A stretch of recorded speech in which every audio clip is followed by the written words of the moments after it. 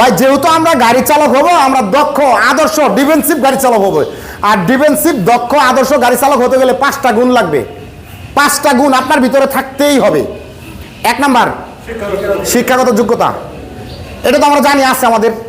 2 number বলেন traffic rules, 2 number traffic rules. 3 number আত্মবিশ্বাস, বাহ। 4 নাম্বার ধৈর্য। ড্রাইভিং সিটে বসে ধৈর্য খুব গুরুত্বপূর্ণ। ধৈর্য নিয়ে কখনো গাফিলতি করা যাবে না। যদি আপনার ধৈর্য কম থাকে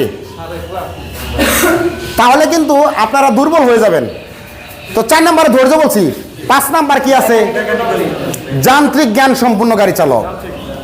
যান্ত্রিক জ্ঞান সম্পূর্ণ গাড়ি চালক। প্রত্যেকটা গাড়িতে এক একটা ইঞ্জিন আছে। এই ইঞ্জিন সম্পর্কে আমার ধারণা রাখতে হবে। ইঞ্জিন কিভাবে পাওয়ার পাচ্ছে, ইঞ্জিনের পাওয়ার কোথায় যাচ্ছে, ইঞ্জিনের পাওয়ারগুলো কিভাবে কাজে লাগতেছে, সেইগুলো আমরা যদি না জানি, না বুঝি, তাহলে কিন্তু আমরা দক্ষ যান্ত্রিক জ্ঞান সম্পূর্ণ গাড়ি চালক হতে পারবো না। পরবর্তী সময় যে আমরা প্রবাস ভ্রমণ করি, যেমন বহির্বিশ্বে বুঝেন তো, আপনারা যে বিদেশ গেছিলেন, প্রত্যেকটা দেশে ড্রাইভিং পেশায় নিয়োজিত গাড়ি চালকদের মূল্য সর্বোচ্চ উপরে আছে। দেশের বাইরে একজন গাড়ি চালক সর্বনিম্ন ইনকাম করে মাসে সর্বনিম্ন 1 লক্ষ টাকা। এটা সর্বনিম্ন। কিন্তু যদি আপনি দক্ষ যান্ত্রিক ডিফেন্সিভ ড্রাইভার হতে পারেন, আপনার ইনকাম 1.5 থেকে 2 লক্ষ টাকা কোনো ঘটনাই না। আমার কথা কি ক্লিয়ার নাকি বুঝতে পারছেন? তার মানে কি আমার কথা রাইট আছে? ঠিক আছে তো ভাই? তাহলে যান্ত্রিক জ্ঞান সম্পূর্ণ ড্রাইভার হন। শুধু ড্রাইভার হলে আপনার মূল্য কম হবে। আপনার মূল্য কম হবে। আপনি রাস্তায় গাড়ি চালাচ্ছেন, 2, 4, 20, 50 কিলো পরে একটা রানিং প্রবলেম হলো, রানিং সমস্যা।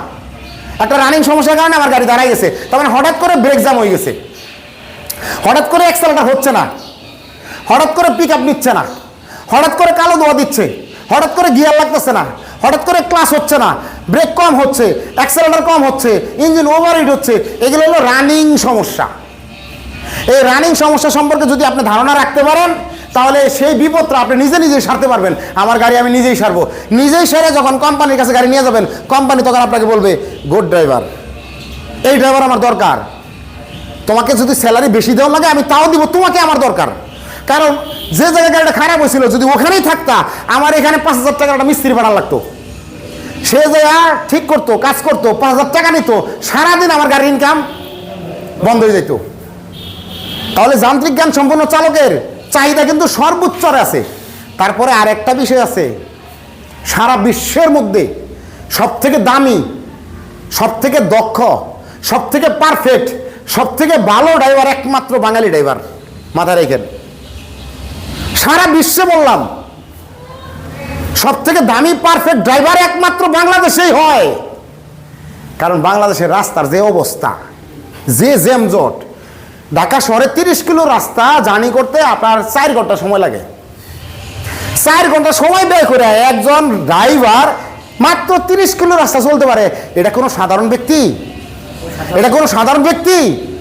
অসাধারণ ধৈর্যশীল দক্ষ ব্যক্তি। কেমন দক্ষ জানেন? এই যে আমরা ফুটবল খেলা দেখি না, বল থাকে একটা, পিলার থাকে 22টা, এই প্রতিপক্ষ 11টা পিলারে কাটাইয়া মাড়াইয়া নিয়ে গোল করে। এটাই তো ভালো খেলোয়াড়। আপনারা বাঙালি ড্রাইভাররা এরকম অসংখ্য গাড়ি রাস্তায় প্রতিহত করে, দুর্ঘটনা এড়াইয়া, তাদের থেকে সেফ থেকে চিপা চাপা গলি টলি দিয়ে আঁকা বাঁকা করে ঠিকই গন্তব্যস্থলে পৌঁছে যান। এই হলো দক্ষ ড্রাইভার।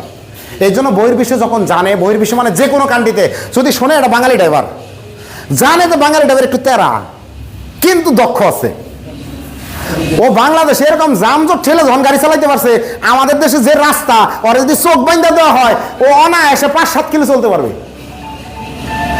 তাহলে সেই বাঙালি ড্রাইভার কিন্তু আমরা হতে যাচ্ছি। শুধু আপনাদের একটাই অনুরোধ করব, ভাই এই ড্রাইভিং পেশা যেহেতু ঢুকে গেছেন, নিজেকে তৈরি করেন, নিজেকে তৈরি করেন। পাশে একটা বই আছে, আছে না? এই বইটা অবশ্যই পড়বেন। পড়ছেন কিনা আমি জানি না। আচ্ছা যাই হোক, এখানে আসার পূর্বে, এখানে আসার আগে আমাকে কেউ দেখছেন কোনোদিন? কেউ দেখেন নাই? কোথায় দেখছেন বলেন তো? কেউ কোথায়?